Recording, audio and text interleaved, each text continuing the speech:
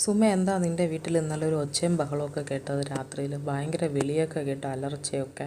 എന്തു പറ്റി? നന്ദുവിൻ്റെ ബഹളമാണല്ലോ കേട്ടത്. എന്തു പറ്റിയാ? നന്ദുവിന് എന്താ പറ്റിയത്? അവൻ്റെ അച്ഛൻ്റെ ശബ്ദമൊക്കെ കേൾക്കുന്നുണ്ടായിരുന്നല്ലോ. നിനക്ക് ആ ചെറുക്കൻ്റെ കാര്യം അറിയാമല്ല. അവൻ പിടിക്കുന്ന കാര്യങ്ങൾ, അവൻ എന്താണോ അവൻ പറയുന്നത് അതെല്ലാം അവന് നടത്തി കിട്ടണം.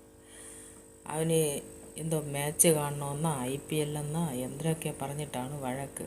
അവിടെ വൈഫൈ ഒരാഴ്ചയായി കട്ടായിട്ട്. അപ്പോൾ അതിന് മുന്നേ അവന് ചെയ്ത് കൊടുക്കണം പോലും എന്നും പറഞ്ഞിട്ടാണ്.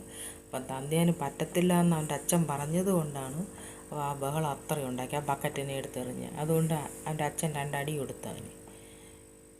ഞാൻ പഠിച്ചെന്ന് പറഞ്ഞ് ഇത്രയും വളർന്ന ചെറുക്കനെ ഒന്നും ചെയ്യില്ലെന്നും പറഞ്ഞിട്ട്. എന്തിനു ചെയ്യേ? പറഞ്ഞിട്ട് വല്ല കാര്യമുണ്ട്? ഇപ്പോഴത്തെ പിള്ളേരെ കാര്യമൊന്നും പറയാതിരിക്കുന്നതാ സുമേ ഭേദം. പിള്ളേർക്കൊന്നും പറഞ്ഞാൽ മനസ്സിലാകത്തില്ല. അവർക്ക് ദാരിദ്ര്യവും വിഷമവും ഒന്നും അറിഞ്ഞൂടാ. അതിന് അവരിട്ടിരിക്കുന്ന പേരാണ് ന്യൂ ജനറേഷൻ. നമുക്കറിയത്തില്ല, നിങ്ങൾ പഴയ ആൾക്കാരാ. അവർക്ക് ചിന്തിക്കുന്ന പോലെയല്ല നമ്മൾ ചിന്തിക്കുന്നതെന്ന്.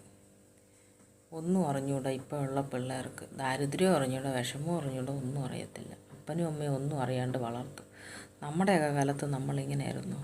ഒരു നേരത്തെ ആഹാരം കഴിക്കാൻ പോലും നിവൃത്തിയില്ലാതെ കഷ്ടപ്പെട്ട എത്രയോ പേരുണ്ട്.